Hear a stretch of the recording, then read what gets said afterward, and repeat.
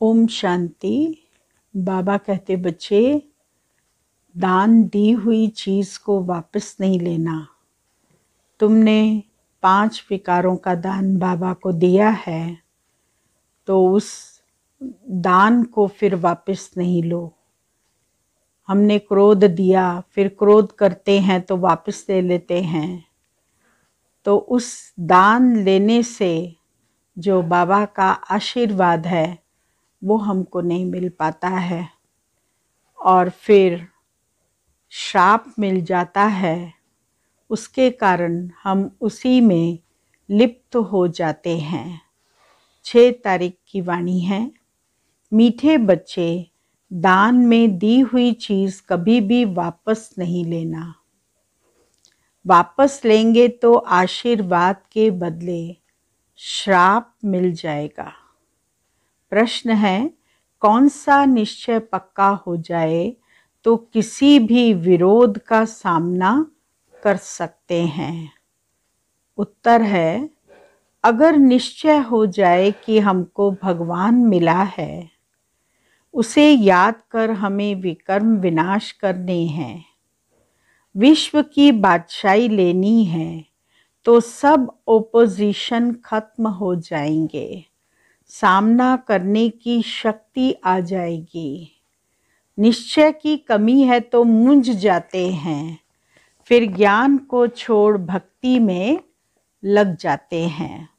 गीत बजा है तुम्हें पाके हमने जहान पा लिया है, जहां तो जहां आसमां पा लिया है। ओम शांति। यह गीत कौन सुनते हैं? बच्चे सुनते हैं, वही अर्थ को भी समझते हैं। प्रजा भी जो सुनती है वह भी विश्व का मालिक बनती है। जैसे भारतवासी सब कहते हैं हमारा भारत, वैसे वहाँ भी यथा राजा रानी तथा प्रजा सब समझते हैं विश्व के मालिक हैं। जैसे यूरोप वासी आए तो वह भी कहते थे हम हिंदुस्तान के मालिक हैं। उस समय फिर हिंदुस्तानी नहीं कहेंगे कि हम हिंदुस्तान के मालिक हैं। वह गुलाम थे, राजाई सारी उन्हों के हाथ में थी। फिर हमारा राज्य भाग रावण ने छीन लिया। अभी हमको अपना राज्य चाहिए। यह पराया राज्य है। गाया भी जाता है, दूर देश के रहने वाले आए देश पराए। अब तुम अपना राज्य ले रहे हो। तुम कोई के लिए लड़ते नहीं हो, अपने लिए ही सब कुछ करते हो। वह सेना लड़ती है अपने प्रेसिडेंट व प्राइम मिनिस्टर के लिए। बड़े आदमी तो वह बनते हैं ना, उनको नशा अच्छा रहता है, फिर भी अभी कहते हैं ना भारत हमारा है। परंतु भारतवासियों को यह पता नहीं है कि यह कोई हमारा राज्य नहीं है, यह रावण का राज्य है जिसमें हम रह रहे हैं। राम राज्य में ऐसे नहीं कहेंगे कि यह पराया है। अभी भारत पर रावण का पूरा राज्य है। राम का राज्य था, देवताओं का राज्य था, अभी नहीं है। तुम जानते हो 5000 वर्ष के बाद हम राज्य ले रहे हैं। किससे राज्य ले रहे हैं? परमात्मा बाप से। राम अक्षर कहने से लोग मूंझते हैं, इसीलिए बेहद का बाप कहना ठीक है। बाप अक्षर बहुत मीठा है। बाप ही वर्षा याद दिलाते हैं। एक बाप के सिवाय और सब कुछ भूल जाना है। हम आत्माएं बाप से वर्षा ले रही हैं। बाप आकर हमको आत्म अभिमानी बनाते हैं। हम आत्मा हैं। आत्मा कितनी छोटी महीन है, एकदम सूक्ष्म है। उसमें 84 जन्मों का पार्ट भरा हुआ है। यह मोटी बुद्धि वाले मनुष्य नहीं जानते हैं, न समझा सकते हैं। बाबा से वर्षा ले रहे हैं। कितना सहज है, परंतु माया भुला देती है। इसीलिए बच्चों को मेहनत करनी पड़ती है। इसमें कोई हथियार बारूद की बात नहीं, न कोई ड्रिल आदि सीखनी है, न कोई शास्त्र आदि उठाना है। सिर्फ बाबा को याद करना है। बाप जो सुनाते हैं वह धारण करना है। हम अपना राज्य भाग ले रहे हैं। जैसे नाटक में एक्टर पार्ट बजाकर फिर कपड़े बदली कर अपने घर जाते हैं, वैसे हमारी पुरानी बुद्धि में भी है कि अब नाटक पूरा होने वाला है। अब अशरीरी बनकर घर जाना है। हम हर 5000 वर्ष के बाद पार्ट बजाते हैं। आधा कल्प राज्य करते, आधा कल्प गुलाम बन जाते। मनुष्यों को कोई जास्ती तकलीफ नहीं देते हैं। बुद्धि में सिर्फ याद रहना चाहिए। क्या याद रहना चाहिए? पुरुषार्थ कर जितना हो सके यह भूलना नहीं चाहिए। अब नाटक पूरा होता है, बाकी थोड़ा समय है, हमको जाना है। ऐसे ऐसे अपने साथ बातें करते करते तुम पावन बन वापस चले जाएंगे।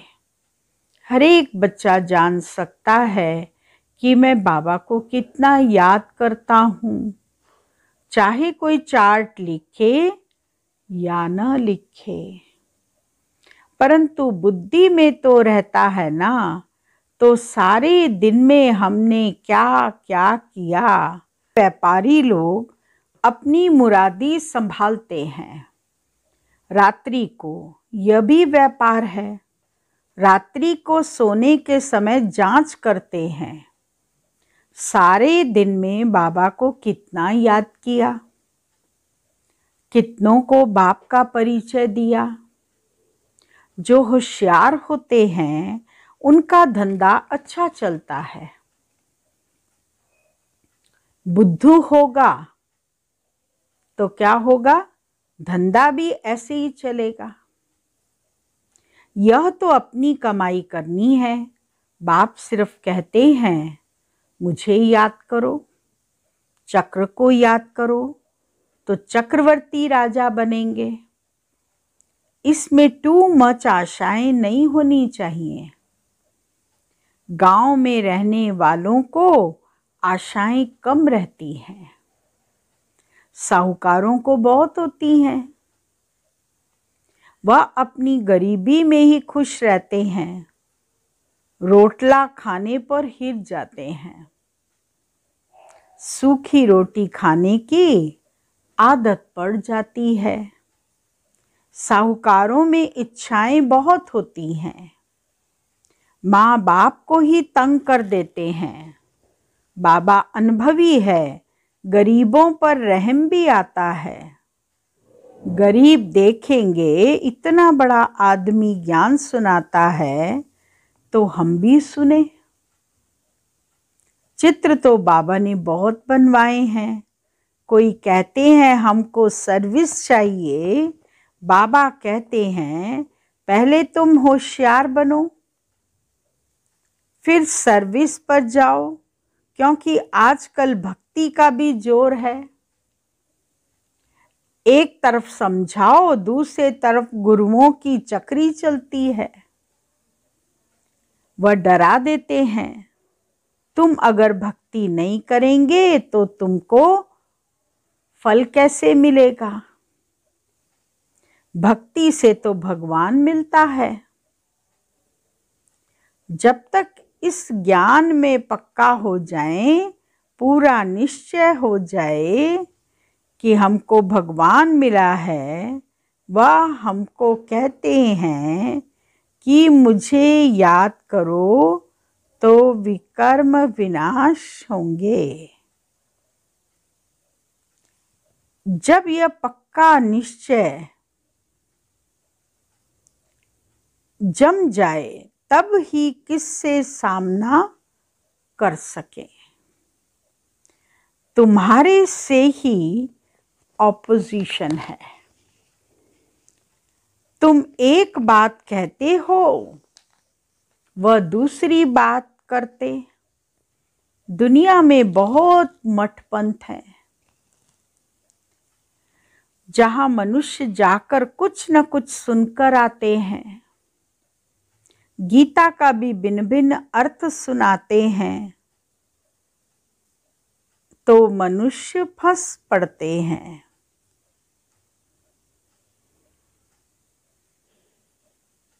सन्यासी कभी गृहस्थियों को नहीं कहेंगे कि विकार में नहीं जाओ। अगर वह कहे भी कि निर्विकारी बने फिर क्या होगा, एम ऑब्जेक्ट तो कुछ है ना।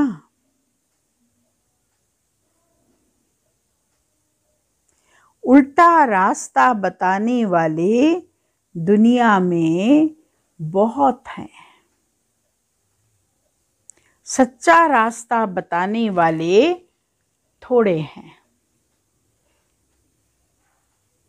उन पर भी माया का बहुत वार होता है।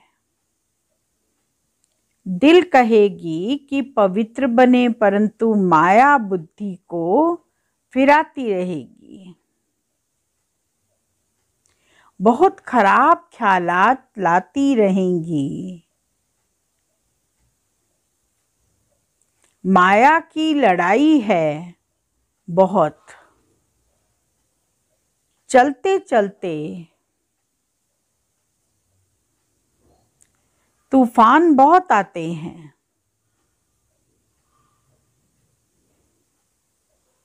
अगर कोई भी विकार का भूत अंदर होगा तो दिल को खाता रहेगा। कोई को कहेगा क्रोध का दान दो,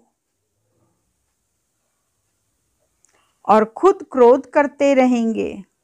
लोग कहेंगे तुम खुद क्रोध करते रहते हो,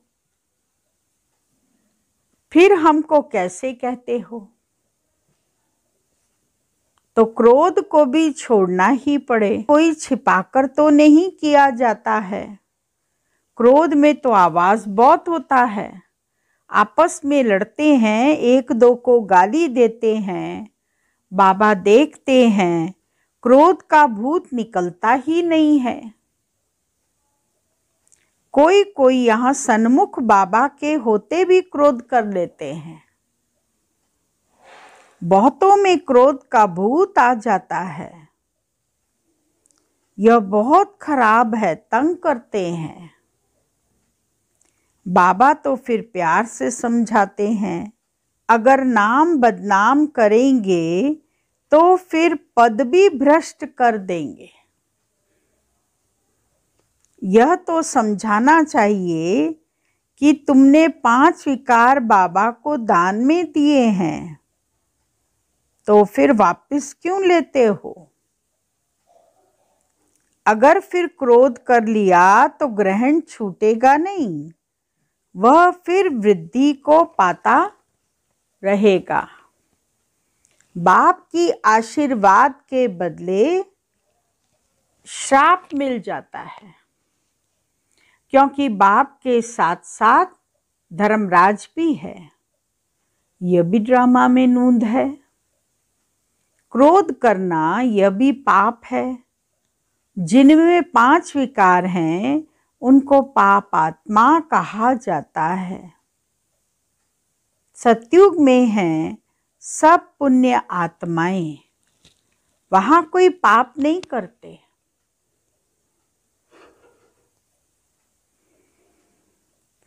अभी जन्म जन्मांतर के पापों का बोझा सिर पर बहुत है। पहले योग बल से कट करना है। माया बड़ी खराब है। लोभ बहुतों में है। कपड़े इकट्ठे करने का लोभ, जूते इकट्ठे करने का, पाई पैसे की बात का लोभ है। तो झूठ बोलते रहते हैं। यह सब लोभ की निशानियां हैं। यहां तो सब कुछ मिलता है।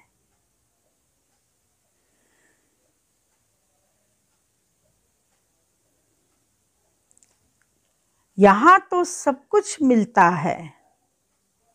बाहर में तो घर घर में खिटखिट लगी हुई है। संग भी बहुत खराब है। पति ब्राह्मण तो स्त्री शूद्र, स्त्री ब्राह्मणी तो पति शूद्र। घर में ही हंस और बगले बहुत खिटपिट कर रहती है। अपने को शांत रखने की युक्ति रखनी चाहिए। घर बार छोड़ना भी बाबा अलाउ नहीं करते। ऐसे बहुत आश्रम हैं जहां बाल बच्चों से जाकर रहते हैं। फिर खिटपिट तो सब जगह होती होगी। शांति कहाँ भी नहीं है। सच्ची सच्ची शांति, सुख, पवित्रता 21 जन्मों के लिए तुम बच्चों को अब मिल रही है। ऐसी मत और कोई दे न सके।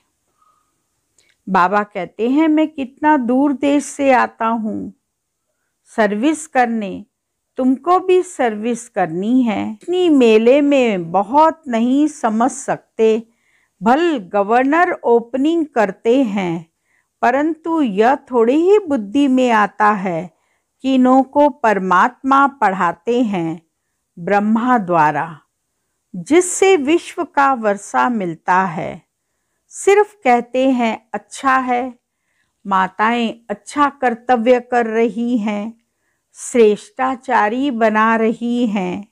भल यह भी लिखते हैं कि मैं मानता हूँ कि गीता भगवान ने गाई है।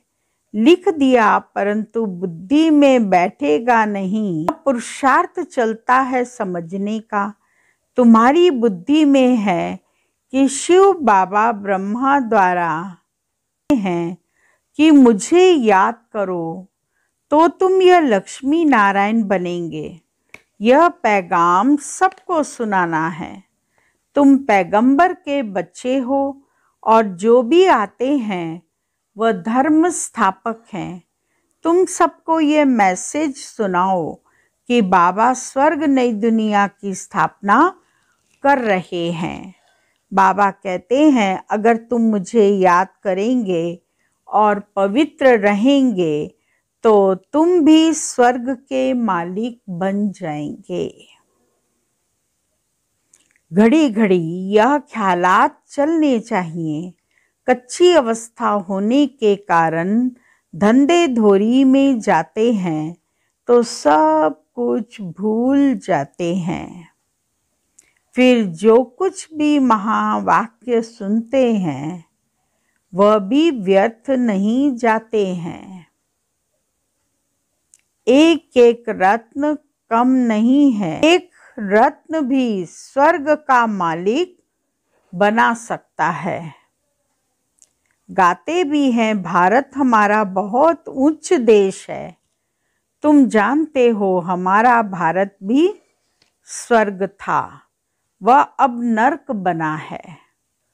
अब फिर बाबा कहते हैं मामेकम याद करो तो विकर्म विनाश होंगे। प्रजा तो ढेर बनती जाती है, वृद्धि भी होती रहती है, सेंटर्स खुलते ही रहते हैं। बाप भी कहते हैं गांव में जाकर सर्विस करो। ऐसा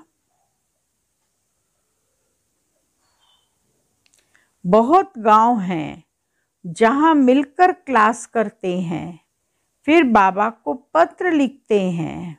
तुम बच्चों का काम है ब्राह्मण धर्म को बढ़ाना ताकि सब मनुष्य देवता बन जाएं। यहाँ वाला जो होगा वह और सत्संगों में नहीं फंसेगा। जो बाबा का बच्चा होगा वो दूसरे किसी सत्संगों में नहीं फंसेगा।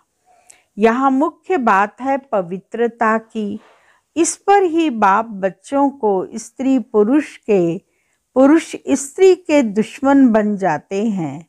गवर्नमेंट भी कहती है यह क्या करते क्यों होता है, परंतु धर्म में इंटरफेयर तो कर नहीं सकते। स्वराज्य तो स्थापन कर ही लेंगे। पहले जो लड़ाई लगी है और इसमें रात दिन का फर्क है। यह बॉम्ब्स आदि पहले नहीं थे। तुम जानते हो हमारे राज्य में लड़ाई का नाम निशान ही नहीं। अच्छा,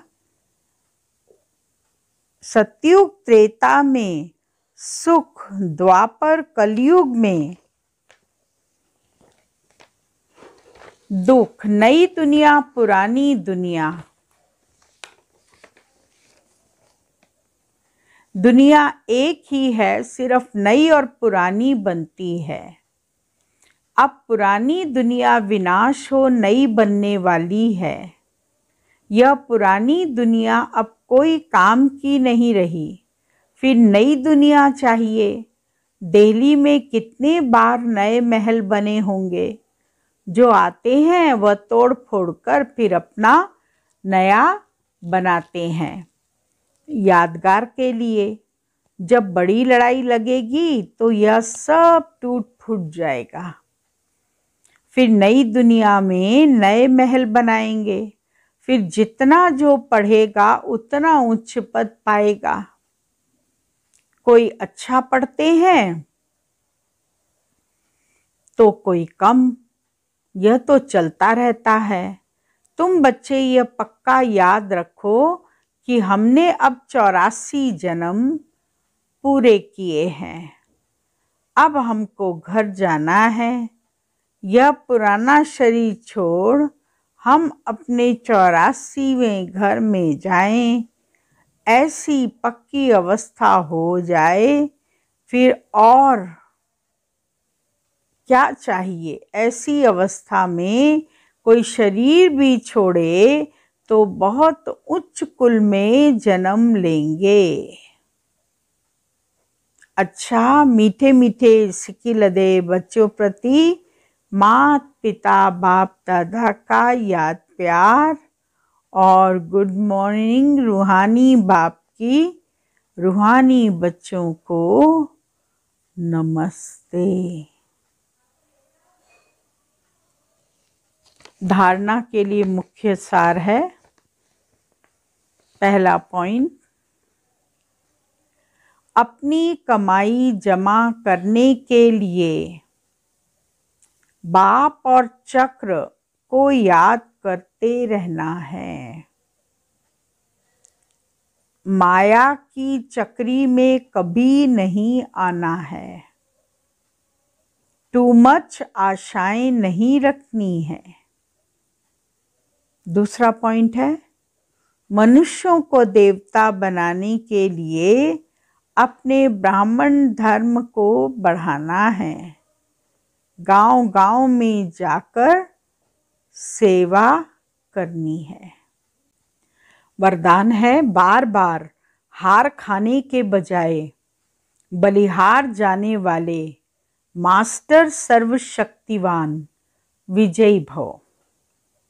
स्वयं को सदा विजयी रत्न समझकर हर संकल्प और कर्म करो तो कभी भी हार हो नहीं सकती। मास्टर सर्वशक्तिवान कभी हार नहीं खा सकते। यदि बार बार हार होती है तो धर्मराज की मार खानी पड़ेगी और हार खाने वालों को भविष्य में हार बनाने पड़ेंगे। द्वापर से अनेक मूर्तियों को हार पहनाने पड़ेंगे। इसीलिए हार खाने के बजाय बलिहार हो जाओ। अपने संपूर्ण स्वरूप को धारण करने की प्रतिज्ञा करो तो विजयी बन जाएंगे। स्लोगन है, कब शब्द कमजोरी सिद्ध करता है, इसीलिए कब करेंगे नहीं, अब करना है। ओम शांति। आज का व्यक्ति इशारे का पॉइंट है, कर्मातीत बनने के लिए अशरीरी बनने का अभ्यास बढ़ाओ। शरीर का बंधन, कर्म का बंधन, व्यक्तियों का बंधन, वैभवों का बंधन, स्वभाव संस्कारों का बंधन, कोई भी बंधन अपनी तरफ आकर्षित न करे। यह बंधन ही आत्मा को टारगेट कर देता है। इसके लिए सदा निर्लिप्त अर्थात सारे न्यारे और अति प्यारे बनने का अभ्यास करो। ओम शांति।